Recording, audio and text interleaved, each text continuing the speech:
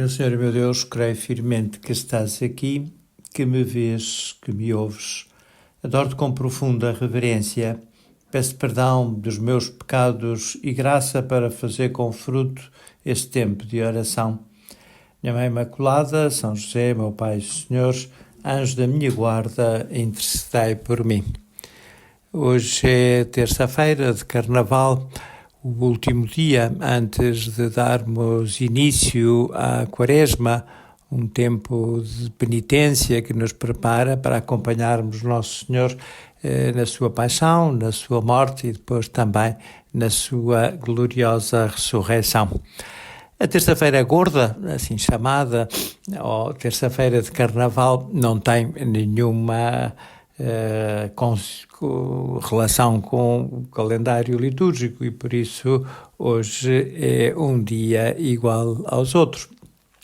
Mas talvez seja uma boa ocasião para pedirmos ao Senhor que nos dê a graça do bom humor, da alegria e que nos saibamos divertir sem ofender a Deus nem pecar contra os nossos irmãos.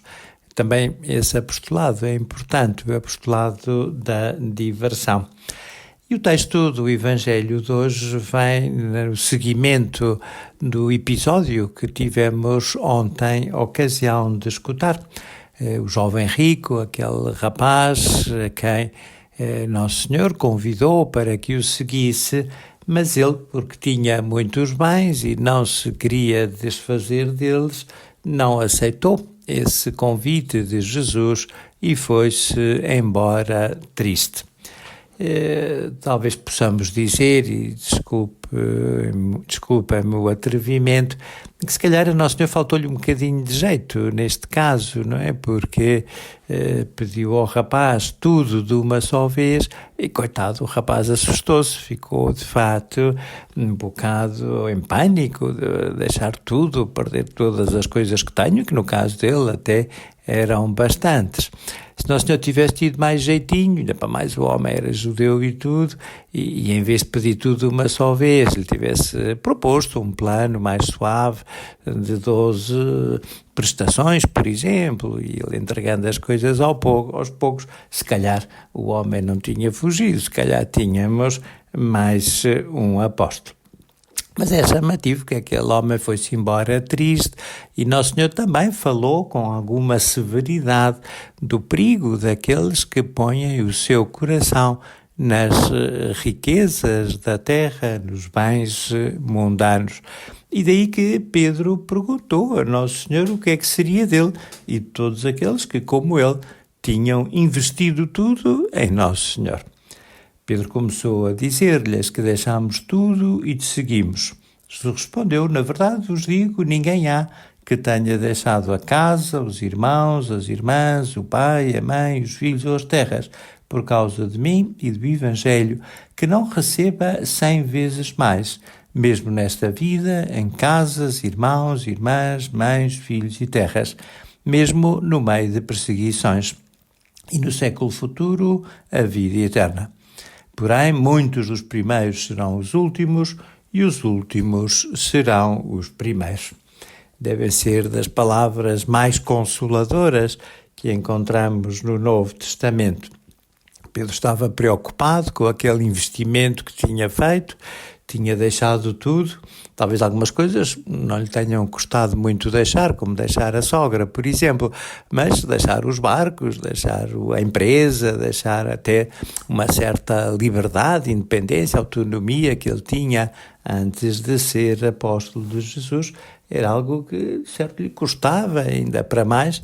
Ia seguir um mestre contestado, iria sofrer por isso perseguições e, na realidade, também Pedro acabou por ser mártir, até foi crucificado de cabeça para baixo, segundo conta a tradição. E por isso ele teve um momento de pensar, será que isto vale a pena? Será que isto é um bom negócio? Será que isto compensa?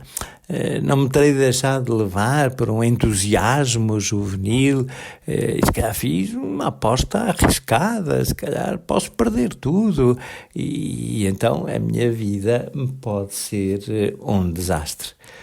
E Nosso Senhor diz-lhe que não, que de facto ele fez um grande negócio, não é? Porque receberá nesta vida 100 vezes mais aquilo que deixou, aquilo que entregou e depois também a vida eterna. De facto, é algo fantástico, não é? Se nós fôssemos a um banco e dissessem, olha, eu tenho aqui este dinheiro, quantos juros é que me dá se eu aqui o depositar? E se nós dissermos, olha, dá-me, por exemplo, 90%, põe-nos logo na rua do banco. Se é que estamos a explorar ou o quê? O que é que o senhor pensa que isto é? Se nos derem 3, 4, 5%, já é ótimo, já é um grande negócio, já é uma coisa fantástica, não é? Mas, de facto, os homens não são capazes de dar mais. Não há negócio humano, não há negócio terreno que seja tão rentável como a entrega a Deus. Porque Nosso Senhor promete 100 vezes mais nesta vida e depois, ainda por cima, a vida eterna.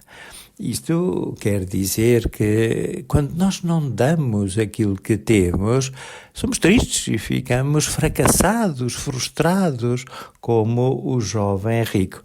E quando damos o que temos, seja muito ou seja pouco, ganhamos 100 vezes mais aquilo que tivermos dado e depois a vida eterna. Isto também nos pode servir para pensar que só se ganha o que se dá, e quanto mais se dá, mais se tem. E quem tudo tem, não tem nada, se não é generoso, se não sabe amar.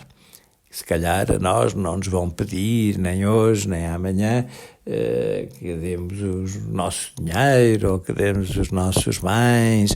Provavelmente ninguém nos vai fazer essa proposta. Mas muitas vezes pedem-nos tempo, muitas vezes pedem-nos atenção, muitas vezes pedem-nos disponibilidade, muitas vezes pedem-nos um bocadinho de conversa, muitas vezes pedem-nos uma ajuda, se calhar até relativamente breve.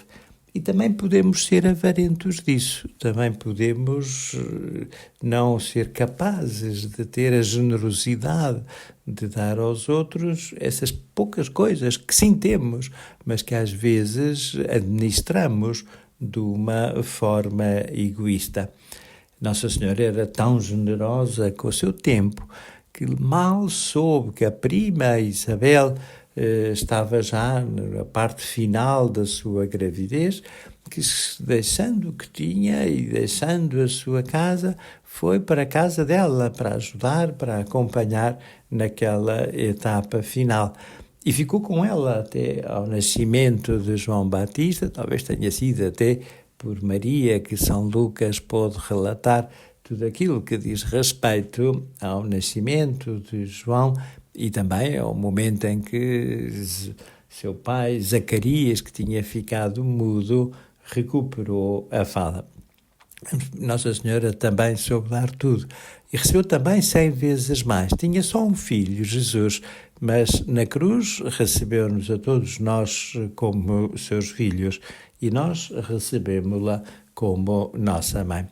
Vamos pedir a Nossa Senhora que nos ajude a viver bem o dia de hoje, que saibamos divertir, sobretudo alegrando os outros e sem ofender a Deus, mas também que ela nos ajude para que neste tempo da Quaresma, que está já tão próximo, procuremos, por um lado, continuar a rezar e acompanhar o Santo Padre, que ainda está numa situação difícil e por isso precisa e conta com as nossas orações.